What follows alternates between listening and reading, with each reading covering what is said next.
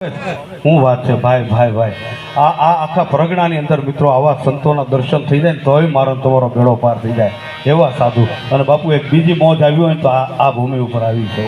હા, ત્યારે એક કહેવાનું મન થાય, મેં કીધું કે રામ કૃપા એને રોજ દિવાળે અને રંગના ટાણા. પણ એનાથી આગળ આ લીટી મિત્રો મને બહુ ગમે. દાન અલગારીએ લખ્યું છે કે કદાચ પરિબ્રહ્મ પરમાત્મા પછી રામ હોય તોય ભલે, કૃષ્ણ હોય તોય ભલે, ગુરુ દત્ત ભગવાન હોય તોય ભલે સાહેબ, પણ ઈશ્વર માટે અલગારી લખે છે. શું લખ્યું છે અલગારીએ? કે ગોતવા જાવ તોય જડે નહીં. આ પરિબ્રહ્મ પરમાત્મા કેવા છે? મોજ આવે તો અલગારીને તાળીથી વધાવજો કે હું ને તમે ગોતવા જાય તોય જડે નહીં. આ ગહન ગોવિંદો રે અને પાછા હરિભગતો ને હાથ ભગો છે. આ પ્રેમ પરખંદો રે એ આવા દેવને ધૂપ ને દીપ શું દેવા, આવા દેવને ધૂપ ને દીપ શું દેવા, હે એને દિલ દઈ દેવું રે જીવે જીવે. હવે મોજ મારે મોજ મારે અને મોજ મારે આનંદ મારે. મેં ઘણા માણા એવા જોયા છો બાપુ કે અમે થોડા દાંત કાઢીએ તો મરી પછી બીજું હું. ઘણા એવા મોજું મોટું લઈને જ બેઠા હોય, કેમ આપણે એના હગા બાપને મારી નાખ્યો હોય. એટલે ભાઈ આનંદ કરીને મારા વાલા. હા, મેં તમને કીધું ને અમે તો અમદાવાદથી આવી છે બધા કલાકારો. એટલે અમદાવાદની એક વાત કરતો, અમદાવાદ વાળો માણસ છે ને તમે જોજો, અહીંયા ઘણા હશે હો અમદાવાદના, હે ને ઘણા છે ને અમદાવાદનો માણસ. કોઈ પણ રાજ્યમાં જાય, કોઈ પણ દેશમાં જાય, ખબર પડી જાય કે અમદાવાદનો. એનું કારણ શું ખબર? નજર સામે વસ્તુ જોવે ને છતાંય પૂછે એટલે સમજી લો આપણો. નજર સામે વસ્તુ જોવે. અહીંની જ વાત કરું લ્યો. અહીં તબલા ઉસ્તાદે મૂક્યા, અહીં બેન્ચો મૂક્યો, અહીં પેટી મૂક્યું. હું છત્રેશભાઈ અહીં ઊભા હતા તે એક જણો આવ્યો, મને કે પ્રોગ્રામ છે. મેં કે નાના બધું વેચવા કાઢ્યું. આ તને કાંઈ દેખાતું જ નથી. હા, જોવે છતાં હેરાન કર્યો. આ અમદાવાદની તાસીર છે. હા, ચાલો ભાઈ ભાઈ બેસી જાઓ મારા બાપ. બેસી જાઓ. એક તો સી આપણે 3.5 જણા ને એમાં તમે આડા ઊભા રહ્યો તો કોઈક આમ વચ્ચેથી નીકળ્યા ને એવું લાગે મને. બેસી જાઓ મારા. આમાં શું છે, મારે બોલવાનો વિષય રહ્યો ને એટલે હું વચ્ચે થોડુંક તકલીફ ન પડે એટલા માટે મારી થોડીક સુરતા રહે. જાઓ ચા પાણી પાજો. આમ તો ઓલો હરણાઈ વગાડતો હોય ને એની આમ લીંબુ ન ચૂસાય, પણ પીજો તમ તાર વાંધો નહીં હોય, એ જરૂરી છે. હા, એટલે વાત હું એ કરતો તો મિત્રો, દાદાના સાનિધ્યમાં બેઠા છે એટલે સંતો બેઠા છે એટલા માટે.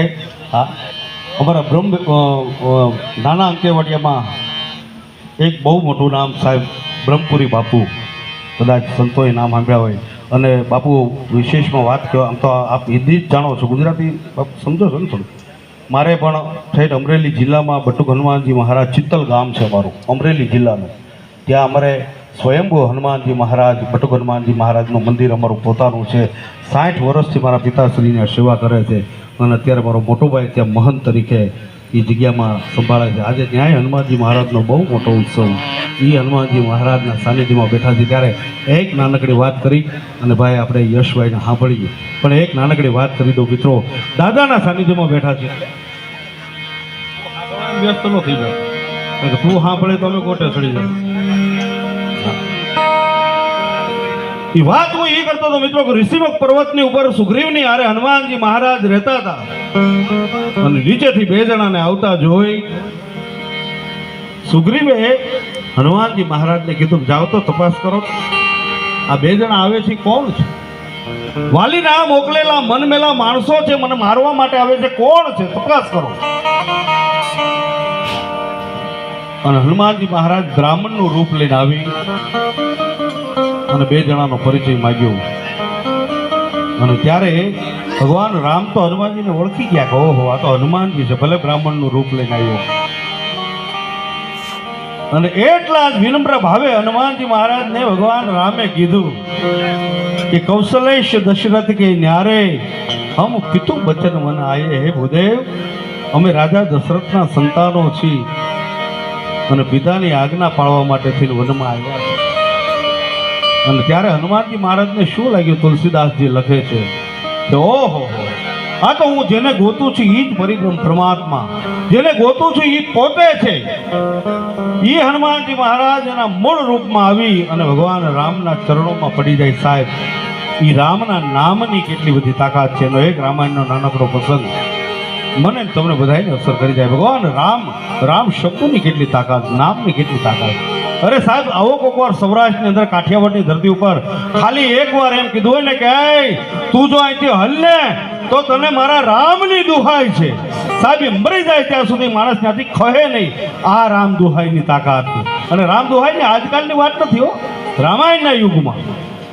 અને એક બહુ નાનકડી વાત કરું રામાયણના પ્રસંગની, તો એક વખત લંકાની અંદર એક ભયભીતતાનું વાતાવરણ સર્જાણું. આખી લંકા એમ કહેવાય કે થાર થાર થાર થાર થાર જોવા મંડાણા. બધા અંદર વાતો કરે, ભાઈ લંકામાં આજ આટલી બધી શાંતિ કેમ છે? અહીં તો અવાજ હોય, કકળાટ હોય, શોર હોય. લંકામાં શાંતિ છે એનું કારણ શું? અને ત્યારે કોકે કીધું કે ભાઈ, જ્યાંથી લંકાના રાક્ષસોને સૈન્યને ખબર પડી છે કે જય રઘુપતિ રામ લંકાની ઉપર ચડાઈ કરવા માટે આવે છે ને, તો રામના માત્ર નામમાં જ એટલી બધી તાકાત છે કે રામના નામે સમુદ્રમાં પથ્થર તરે છે. આ વાતની ખબર પડી ને, ત્યારથી આ બધા રાક્ષસો અને આખું સૈન્ય એમ કહેવાય કે બી ગયા છે, ગભરાઈ ગયા છે. આ વાત ધીમે ધીમે ધીમે મિત્રો રાવણ પાસે પહોંચી. રાવણને કોકે કીધું કે રાવણ, કદાચ આપણું સૈન્ય, આપણા રાક્ષસો છે ને, એ રામની સામે યુદ્ધ નહીં કરી શકે. કે કારણ એટલી જ ખબર પડી છે કે જે રામ લંકાની ઉપર ચડાઈ કરવા માટે આવે છે, એ રામના તો માત્ર નામમાં જ એટલી બધી તાકાત છે કે રામના નામે તો સમુદ્રમાં પથ્થર તરે છે. આ વાત સાંભળી ગયા છે ત્યારથી બધા બી ગયા છે, ગભરાઈ ગયા. અને ત્યારે જોજો મિત્રો, એ રાવણ છે ને બહુ મોટો રાજકારણી હતો. એણે કીધું કે એક કામ કરો ભાઈ, લંકાવાસીઓને જઈને કહી દો કે કાલ સવારે દરિયા કિનારે આવીને બધા ઊભા રહી જાય. ટૂંકમાં વાત કરું તો મિત્રો, બીજા દિની સવાર પડે, આખી લંકા નગરી આવીને દરિયા કિનારે બધા ઊભા છે, રાક્ષસો ઊભા. એમાં અભિમાની રાવણ એમ કહેવાય કે ધાપ ધાપ ધાપ ધાપ ધાપ કરતો આવ્યો. આવીને એક ટેકરી ઉપર ઊભો રહ્યો. એક મોટી શિલા લીધી, મોટો પથ્થર લીધો. પથ્થર લઈ અને રાવણે પોતાના હાથે એ પથ્થરની ઉપર રાવણ લખ્યું. રાવણ લખેલો પથ્થર લઈને આમ રાક્ષસોની સામે રાખીને કીધું, જો ભાઈ શું લખ્યું છે? બધાએ કીધું કે રાવણ લખ્યું છે. હે કે રાવણ લખ્યું છે?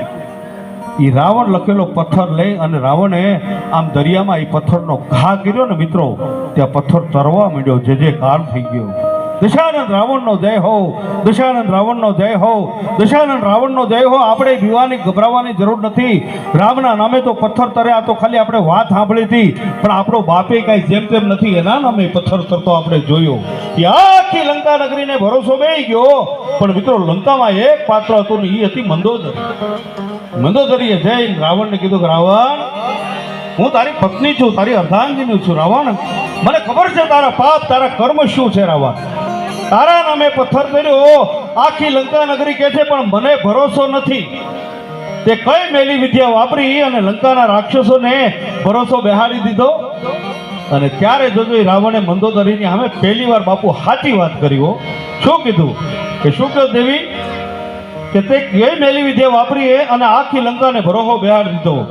અને ત્યારે જોજો, એ રાવણ મંદોદરીની સામે ચોખવટ કરીને કહે છે કે મંદોદરી, હું દરિયા કિનારે ગયો, એ વાત સાચી કે સાચી?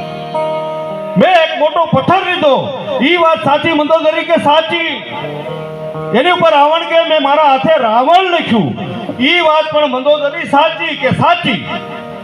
અને એ રાવણ કે છે કે પથ્થર લઈ અને જ્યારે હું સમુદ્રમાં ફેંકતો હતો ને, ત્યારે મંદોદરી મેં જડ પથ્થરને, એ શિલાને, રાવણ કે મેં કીધું હતું કે એ પથ્થર, એ શિલા, જો તું નો તરને તો તને મારા રામની દુહાઈ છે. સાહેબ, મારા નામે નહીં, મારા રામના નામે. તો ભરોસો વિશ્વાસ હોય તો. હા, બાકી આપને અત્યારે ભરોસો નથી, એટલા માટે કદાચ કહેવું પડે કે જ્યાં ત્યાં નજરે ચડે કે ભાઈ માણસ છે, ખુદને ખુદ ન જડે, કે ભાઈ માણા છે પડે લડખડે, કે ભાઈ માણા છે પરના પગમાં જઈ પડે, કે ભાઈ માણા છે અને પોતાનાને જ નડે, કે ભાઈ માણા છે. અત્યારે માણસ બહુ ભરો થઈ ગયો છે. એવા સમયની અંદર મિત્રો, જેટલા પણ આપણે, હું ને તમે હનુમાનજી મહારાજના સાનિધ્યમાં બેહી, સંતોના સાનિધ્યમાં બેહી અને ભજન અને જે મોજ કરતા